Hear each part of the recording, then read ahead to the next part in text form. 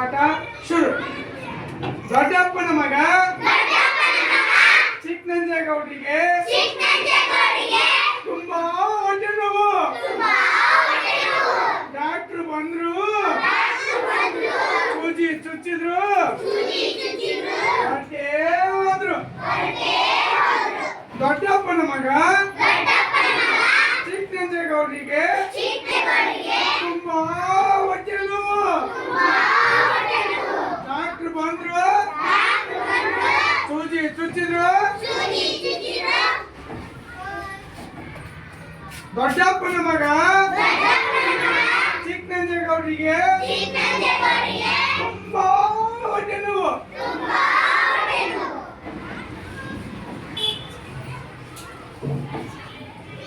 ದೊಡ್ಡಪ್ಪನ ಮಗ ಚಿಕ್ಕನಂಜೇಗೌಡರಿಗೆ